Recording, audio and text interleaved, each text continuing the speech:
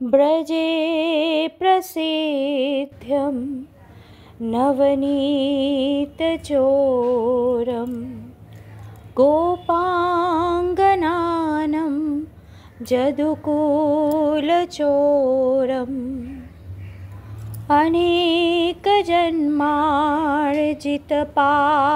अनेकजन्मार्जितपापचोरं चोरग्रगण्यं पुरुषं नमामि। आज कृष्ण जन्माष्टमी, তাই সমস্ত যে চোরেদের চোর কৃষ্ণ, তার উদ্দেশ্যে প্রণাম জানাচ্ছি। তিনি কি চুরি করেন? তিনি আমাদের সমস্ত পাপ চুরি করে নেন। তিনি ব্রজে নবনীত চোর। তিনি আমরা যা পাপ করে থাকি সেটা আমাদের নিয়ম অনুসারে আমরা কর্মফল এমন জিনিস যেখানে সেটা আমাদের ভোগ করতে হবে, কিন্তু তিনি সেগুলোও আমাদের থেকে সেটা হরণ করে নেন। তিনি আমাদের সমস্ত পাপ চুরি করে নেন। তিনি এমনই এক চোর। শ্রীরাধিকায়া হৃদয়স্বচোরম নবাম্বুধশ্যামলকান্তিচোরম পদাশ্রিতানাं সমস্তচোরম চোরগ্রগণ্যম পুরুষম নমামি। তিনি কৃষ্ণ ভগবান, তিনি শ্রী রাধিকার হৃদয় চোর, সেটা তো আমরা সবাই জানি। কিন্তু যারা তার পদে আশ্রয় নেন তার সমস্ত তিনি চুরি করে নেন। তিনি এমনই এক চোরেদের অগ্রগণ্য চোর। অকিঞ্চনীকৃত্য পদাশ্রিতম यो করোতি ভিক্ষুম পথিকেহিহেনম। যাকে ভগবান কৃষ্ণ কৃপা করেন তাকে কিন্তু তিনি কপর্দক শূন্য করে দেন, ঘর বাড়ি ছাড়া করে দেন। তার পায়ে যে আশ্রয় নিলে তার সমস্ত কিছু তিনি হরণ করে নেন। এবং আমরা এই রকম মানে কি বলবো, যে আমরা তার ভালোবাসায় এতটাই মুক্ত হয়ে যাই যে তখন আর আমাদের টাকা পয়সা ঘর বাড়ি সেই সবের মায়া বা সেই সবের কোনো অভিলাষা থাকে না। কেনাপহো ভীষণ চোরয়ত্রিক দৃষ্টাশ্রুতো বা না জগত্রয়ীবি। আমরা কেউ কোনোদিন এইরকম চোরের কথা দেখিও নি আমাদের দৃষ্টি দিয়ে, বা শুনিও নি যে নাকি পুরোপুরি মানুষকে সর্বশান্ত করে দিতে পারে, পুরো কপর্দকহীন শূন্য ঘর বাড়ি ছাড়া করে দিতে পারে। কি দিয়ে? না শুধুমাত্র তার ভালোবাসা দিয়ে। তা এই হলো ভগবান শ্রীকৃষ্ণ, যিনি তার ভালোবাসা দিয়ে মানুষকে তার কাছে টেনে আনেন। সেখানে না কোনো স্বার্থ, মানুষ সেখানে কোনো স্বার্থ তার কাছে থাকবে না। তিনি সমস্ত কিছু মানুষের স্বার্থ হরণ করে নিয়ে শুধু ভালোবাসা দেবেন। সেই ভালোবাসা দিয়ে আমরা তাকে সারা জীবন তাকে পুজো করে যাব। এটাই হলো আমাদের শ্রীকৃষ্ণ। এবার আজকে তো কৃষ্ণ জন্মাষ্টমীতে ছোট বাল গোপাল সে সবে হাত পা নাড়া শিখেছে। সে কীরকম? সে করারবিন্দেন পদারবিন্দম। সে তার পায়ের বুড়ো আঙুলটা নিয়ে সে হাত পা নাড়ছে এবং পায়ের বুড়ো আঙুলটা নিয়ে মুখের মধ্যে দিচ্ছে। মুখারবিন্দে বিনিবেশয়ন্তম। আবার কি করেছে?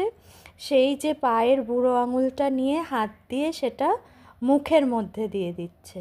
তা সেই যে পা, ভগবানের যে সেই পা, সেটা কি তদ্বিষ্ণু পরমম পদম। তা সেই ছোটোবেলায় একদম বাচ্চারা যা করে সেইভাবে শ্রীকৃষ্ণ শুয়ে আছেন। এবং কোথায় শুয়ে আছেন? বটস্য পটস্য পুটে শয়ানম, মানে বটস্য পত্রস্য পুটে শয়ানম, একটা বটের পাতার উপর শুয়ে আছেন। বালম মুকুন্দম মনসাস্পরা, সমগ্র পৃথিবীটাই যেন একটা বটপত্র, এবং সেখানে তিনি শুয়ে আছেন এবং তার আশীর্বাদ আমরা গ্রহণ করব। এই বাল মুকুন্দকে মনে মনে স্মরণ করে আজকে আমরা তার পুজো করব।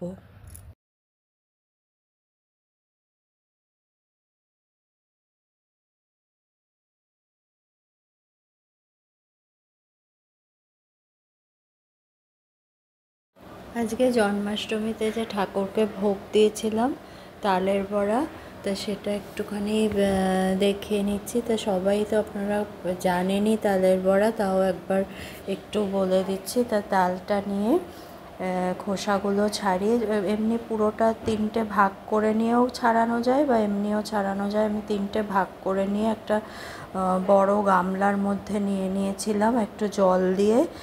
তা একটু জলে ভিজিয়ে রাখলে একটু সুবিধা হয় জলের মধ্যে।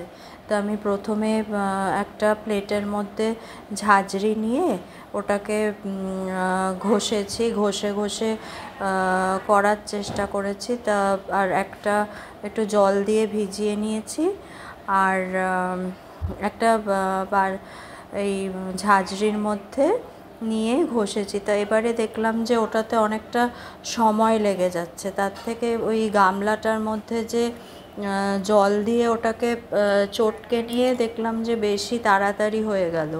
এইভাবে ঘষে অনেকটা বেশি সময় লাগছিল। তো ওই গামলাটার মধ্যেই যেটা জলটুকু ছিল ওর মধ্যে অনেকটা ঘষে নিয়ে সময়টা তাতে কম লাগলো। এইভাবে অনেকটা বেশি সময় লেগে গেছিলো।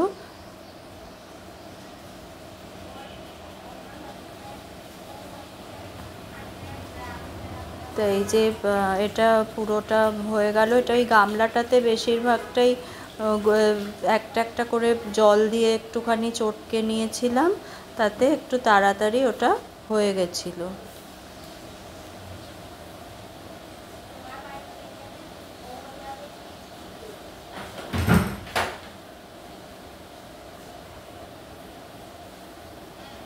এই ঝাঁঝরিতে কি হয়, ওই যে তালের যে রোয়াগুলো ওগুলো বেরিয়ে আসে।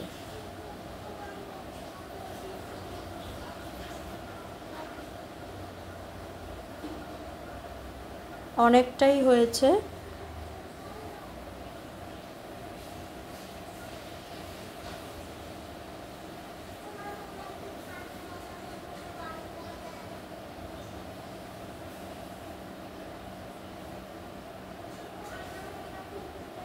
এবার ওর মধ্যে একটু গরম জলের মধ্যে আগের থেকে সুজি ভিজিয়ে রেখেছিলাম, সেই সুজিটা, গরম জলে ভেজানো সুজিটা দিয়ে দেব।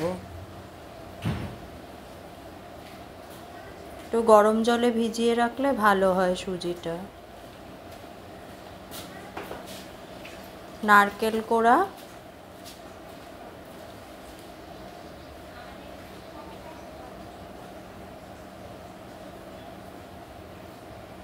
ময়দা,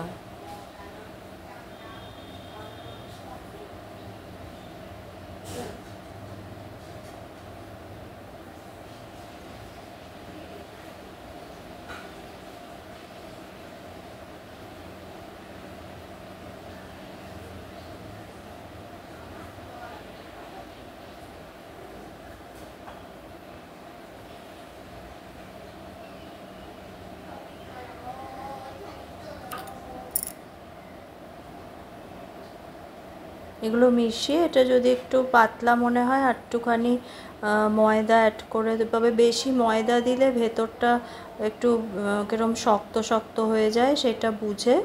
তাহলে ওই গরম জলে সুজিটা দিয়ে দিয়েছি, নারকেল কোড়া, ময়দা আর চিনিটা গুঁড়ো করে নিয়েছি, তাহলে কি সুবিধা হয়।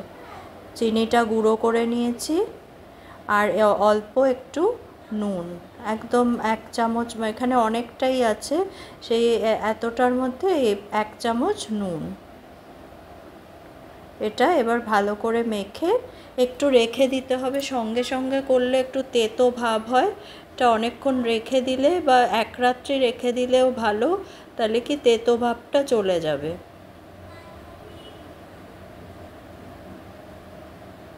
ভালো করে গুলে নিয়ে অনেকক্ষণ রেখে দিয়ে ভাজলে তেতো ভাবটা থাকবে না আর।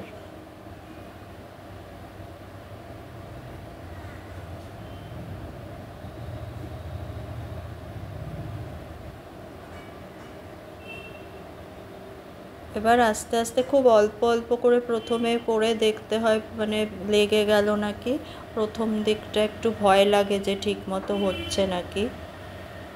আর ওই পাশে চিনির শিরা বসিয়েছি মালপোয়ার জন্য। মালপোয়াটা আমি দুধের মধ্যে আগে থেকেই সুজিটা ভিজিয়ে রেখেছিলাম।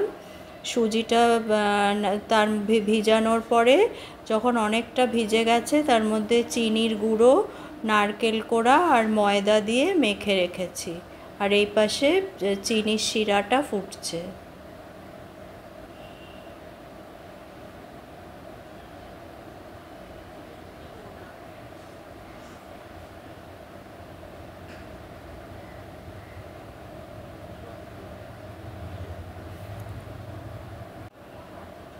ঠিকই আছে, মানে লেগে যায়নি।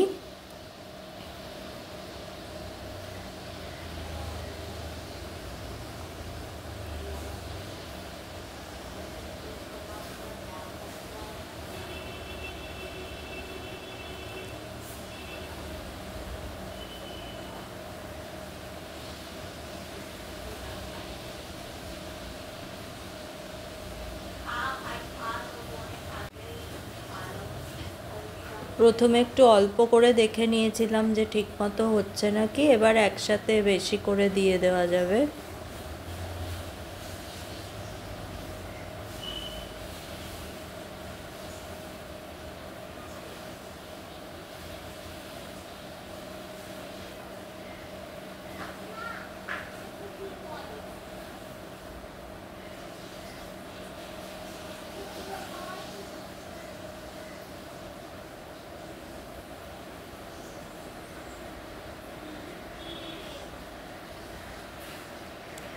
এবারে মালপোয়াগুলো ভেজে নিচ্ছি। মালপোয়াগুলো ভেজে ওই পাশে রসের শিরাটা হচ্ছে সেখানে দিয়ে দিচ্ছি, তাহলে নরম হয়ে যাবে।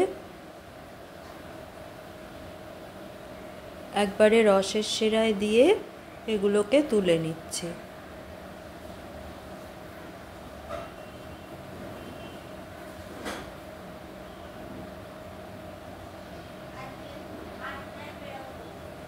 এইভাবে মালপোয়া আর তালের বড়াটা বানিয়েছি। আর এমনি বাজার থেকে ছোট ছোট ননির দেখলাম মিষ্টির দোকানে ছোট ছোট ননির হাঁড়ি বিক্রি হচ্ছিল, সেটা নিয়ে এসেছিলাম। আর নাড়ু, আর বাড়িতে তালের বড়া আর মালপোয়া বানিয়ে ভগবানকে দিয়েছিলাম।